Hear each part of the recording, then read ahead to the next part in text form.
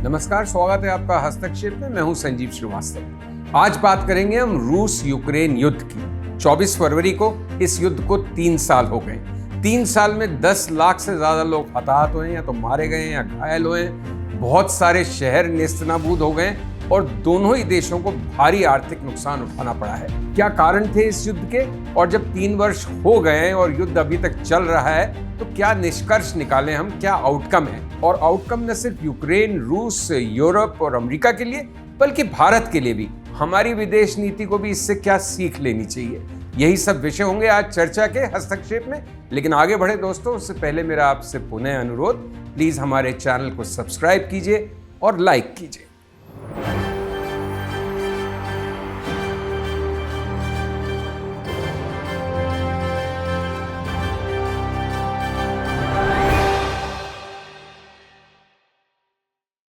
तो रूस यूक्रेन युद्ध को 3 वर्ष हो गए।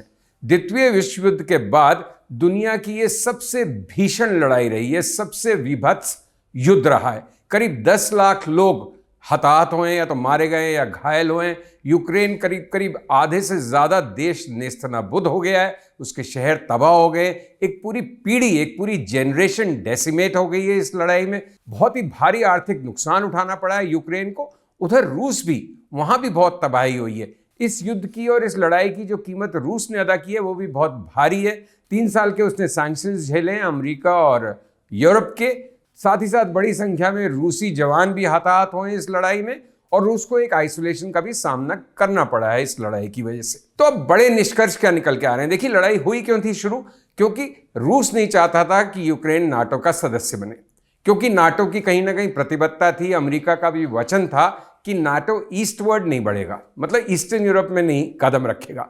लेकिन यूक्रेन के साथ यूरोप ने जब अपने संबंध बढ़ाए तो उस प्रॉमिस को, उस वादे को तोड़ा गया। उसको नाटो की सदस्यता ऑफर की गई और यूक्रेन नाटो का सदस्य बनना चाहता था और अपनी टेरिटोरियल इंटीग्रिटी चाहता था। अब हमें ध्यान ये रखना पड़ेगा कि रूस और यूक्रेन में बहुत ही जबरदस्त एथनिक, कल्चरल और नेशनलिटी की टाइज है। बुनियादी रूप से तो दोनों जगह नागरिकता एक ही मूल की है, एक ही तरह के लोग रह रहे हैं इन दोनों देशों में। फिर लड़ाई क्यों हुई? तो लड़ाई इसलिए हुई कि यूक्रेन ने सोचा कि वो नाटो का सदस्य बनेगा, अपनी एक संप्रभुता मेंटेन करके रखेगा और रूस को चुनौती देने की स्थिति में होगा। रूस को एक गवारा नहीं था। रूस चाहे कमजोर हो रहा था लेकिन वो विश्व शक्ति होने की अपनी हैसियत को, अपने दम को बरकरार रखना चाहता था। तो जब नाटो की तरफ बढ़ा यूक्रेन तो रूस ने हमला कर दिया यूक्रेन पे। और पुतिन का इनिशियल सोच ये था कि लड़ाई सिर्फ 1 हफ्ते में खत्म हो जाएगी, रूस जीत जाएगा। लेकिन जिस तरह से यूरोप और अमेरिका ने मदद की, संसाधन दिए, वेपनरी दी यूक्रेन को, तो ये लड़ाई 3 साल बाद भी आज जारी है और नतीजा है दोनों तरफ भयंकर तबाही। अब 3 साल बाद अमेरिका ने एक तरह यूक्रेन को और यूरोप को उनके हाल पे छोड़ दिया है। अंग्रेजी में जिसको कहते हैं कि Ukraine has been thrown under a bus, कि आप जानिए, आपका काम जाने, हम आपकी जिम्मेदारी और नहीं उठाएंगे। तो इसका बड़ा निष्कर्ष क्या निकल रहा है कि यूक्रेन एक तरह से एक प्रॉक्सी था, एक फ्रंट था यूरोप और अमेरिका का रूस को कंटेन करने के लिए, रूस को चुनौती देने के लिए। और जब अमेरिका को यह लगा कि ये प्रॉक्सी उसके काम की नहीं रही या उसको ज्यादा नुकसान हो रहा है और ज्यादा फायदा रूस के साथ डील करने में होगा, तो उसने साथ छोड़ दिया यूक्रेन का। Ukraine was thrown under the bus. तो इसका बड़ा निष्कर्ष ये निकल रहा है कि अगर आप युद्ध कर रहे हैं, किसी शक्तिशाली शत्रु के साथ 2-2 हाथ कर रहे हैं, मुकाबला कर रहे हैं, तो अपने दम पे कीजिए। चाहे कितने भी पावरफुल, शक्तिशाली लोग आपके पीछे न खड़े हों, लेकिन लड़ाई अल्टीमेटली फाइनल एनालिसिस में आपको अपने दमखम पे ही लड़नी पड़ेगी। और यूक्रेन एक भारी कीमत चुकाकर अब वो सीख रहा है, क्योंकि अमेरिका ने उसका साथ छोड़ दिया। अब वो कैसे लड़े आगे? यूरोप डिवाइडेड है, यूरोप अमेरिका को भी नहीं छोड़ सकता, यूक्रेन को भी नहीं छोड़ सकता। रूस से वो डरता भी है लेकिन अकेले चुनौती देने की क्षमता भी नहीं रखता यूरोप, खासकर अगर अमेरिकी समर्थन उसको हासिल नहीं है। तो कुल मिला के यूक्रेन सडनली 3 साल की लड़ाई के बाद, इतनी तबाही के बाद, इतना कुछ खोने के बाद अब ये रियलाइज कर रहा है कि उसके पीछे तो कोई खड़ा ही नहीं है। बिल्कुल एक हल्के अंदाज में बात कर रहा हूं, जैसे असरानी ने कहा था शोले फिल्म में कि आधे लोग दाएं जाएं, आधे लोग बाएं जाएं और बाकी मेरे पीछे। तो यूक्रेन अब उसी तर्ज पे अगर पीछे मुड़ के देख रहा है तो उसके पीछे तो कोई खड़ा ही नहीं है, वो अकेला रह गया मैदान में। जिनके भरोसे वो आया था वो उसका साथ छोड़ के जा रहे हैं। तो यूक्रेन की आज जो स्थिति बन रही है उससे क्या मैसेज जा रहा है कि देखिए, बड़े पावर्स जो हैं, जो महाशक्तियां हैं, उनके लिए उनका स्वयं का हित, स्वार्थ, इंटरेस्ट ही महत्वपूर्ण है। वो किसी मौके पर आपके साथ खड़े हो सकते हैं अगर उनके स्वार्थ को वो सर्व कर रहा है, अगर वो उनके इंटरेस्ट में है। लेकिन जैसे ही उन्हें लगेगा कि उनके इंटरेस्ट चेंज हो रहे हैं या उनको दूसरी तरफ जाने में या आपको डंप करने में, आपका साथ छोड़ने में बेहतर इंटरेस्ट सर्व हो रहा है, तो वो आपका साथ छोड़ देंगे। तो नुकसान किसका हुआ? उस प्यादे का, उस पॉन का, उस प्रॉक्सी का, जो ये सोचकर मैदान में उतर गया था कि ये लोग मेरे साथी हैं और मैं रूस से लड़ लूंगा। अब वो साथी तो रहे नहीं और सारा का सारा खामियाजा आपको भुगतना पड़ रहा है। जो ज़ेलेंस्की यूरोप का और अमेरिका का हीरो था, उसको आज अमेरिकी प्रशासन कह रहा है कि ये तो चोर है, इसने अमेरिकी फंड्स को, अमेरिकी सहायता को मिसयूज किया है, ये डिक्टेटर है। तो ज़ेलेंस्की हीरो से जीरो बन गए, या कहिए हीरो से खलनायक बन गए। फिर और क्या बड़ा निष्कर्ष निकल के आ रहा है कि देखिए, पोस्ट वर्ल्ड वॉर एक जो ब्रॉडर कंसेंसस था दुनिया में कि एक कोल्ड वॉर चाहे नहीं भी रहे, लेकिन एक कोल्ड वॉर की सिचुएशन बनी रहेगी जिसमें एक तरफ अमेरिका होगा, दूसरी तरफ रूस होगा। ये दो महाशक्तियां होंगी। रूस कमजोर हुआ है लेकिन अभी भी महाशक्ति है। और एक नया डेवलपमेंट जो हुआ है पिछले कुछ दशकों में, वो है चीन का उभरना। लेकिन फिलहाल हम कोल्ड वॉर रूस और अमेरिका के संदर्भ में, तो ये जो एक सोच था कि रूस और अमेरिका हमेशा प्रतिद्वंदी रहेंगे, शत्रु राष्ट्र रहेंगे, अमेरिका हर स्थिति में यूरोप का ध्यान रखेगा, उसकी सुरक्षा के लिए प्रतिबद्ध रहेगा, वचनबद्ध रहेगा, और यूरोप अमेरिका के पीछे एक मजबूत स्तंभ की तरह खड़ा रहेगा। और पोस्ट वर्ल्ड वॉर 2 की दुनिया में, खासकर यूरोप में, कोई भी विवाद युद्ध के जरिए नहीं सुलझाया जाएगा, समझौते से होगा, टेबल पे डिस्कस करके होगा। ये सब बातें अब धरी रह गई हैं। यूरोप में युद्ध भी हो गया है, भीषण तबाही हुई है, सेकेंड वर्ल्ड वॉर के बाद सबसे ज्यादा जनहानि हुई है इस यूक्रेन रूस लड़ाई में। अमेरिका ने रूस के साथ प्रतिद्वंद्विता छोड़कर उसके साथ हाथ मिलाने की ठान ली है।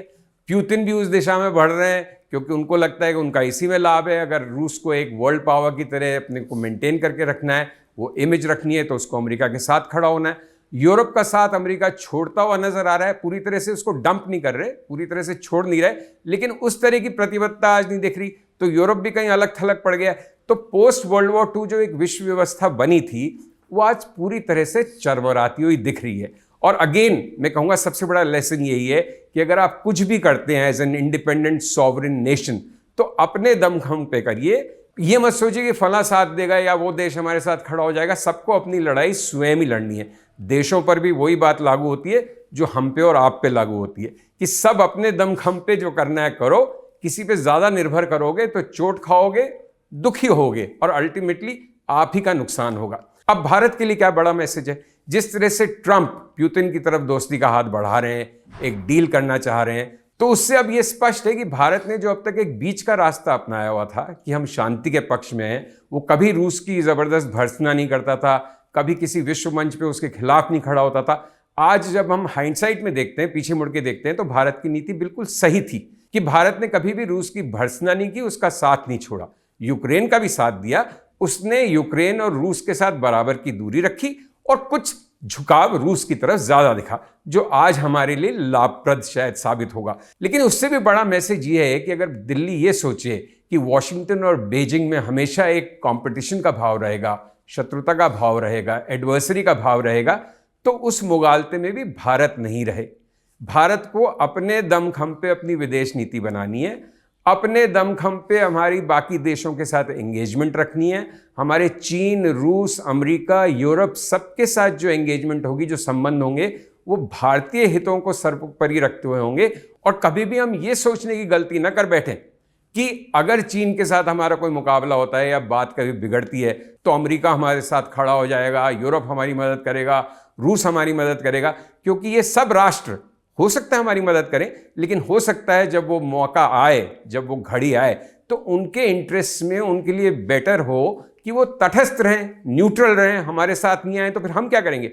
इसलिए आवश्यक है कि हम भी अपनी कैपेबिलिटीज को, खासकर मिलिट्री कैपेबिलिटीज को, डिप्लोमेटिक कैपेबिलिटीज को, आर्थिक स्ट्रेंथ को, इकोनॉमिक माइट को उसी अनुपात में बढ़ाएं, उसी तरह से बढ़ाएं कि अगर आवश्यकता पड़े तो हम स्वयं अपने पांव पे खड़े होकर अपने दमखम पर, अपने भरोसे किसी भी शत्रु से मुकाबला करने के लिए तैयार रहें।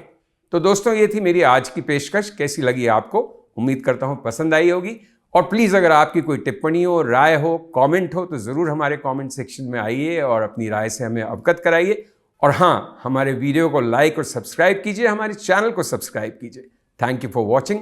नमस्कार।